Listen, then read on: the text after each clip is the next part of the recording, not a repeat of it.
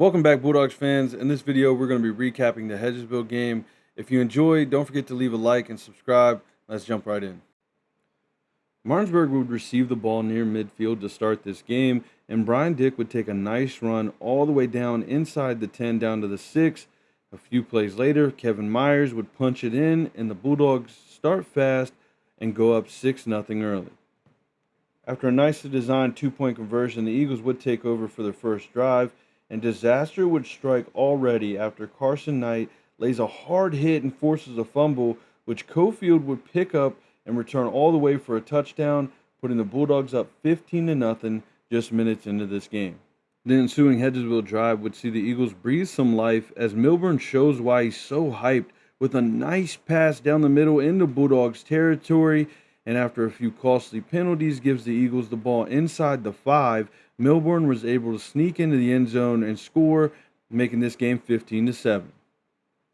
The next Bulldogs possession sees them driving, and they pull out some trickery with a nice reverse here to Boston Todd, who takes it down inside the 20-yard line, which would set up the eventual jet sweep touchdown for himself just a few plays later, making this game 22-7, ending the first quarter. After an Eagles 3-and-out, the Bulldogs take over, and despite penalties forcing 1st and 35, the Dogs get out of the hole, finding Boston Todd on 3rd down for another touchdown, making it 29-7. After another Eagles 3-and-out, Martinsburg would face a 3rd and long deep in their own territory, and Brian Dick would find Kevin Myers on the wheel route. He would take it 85 yards for a touchdown, 36-7 Bulldogs. And another 3-and-out would see Martinsburg take over near their own 40, and Brian Dick, trying to take a deep shot here, would throw a weird interception. The Eagles would not capitalize, though, as they would go 3-and-out once again, and their punt would be blocked in their own territory, setting up a short field for Martinsburg, and Cofield would punch it in after a few plays, making it 43-7 Martinsburg. The Eagles would unsuccessfully try to run the first half clock out, giving the Bulldogs 30 seconds left, and that's all Brian Dick needs to find Boston Todd in the corner of the end zone before half to make it 50-7. The second half was more of the same, as the Eagles wouldn't score any more in this game, and the Bulldogs would open their half with a 13-yard touchdown pass from Brian Dick to Ty Ricketts.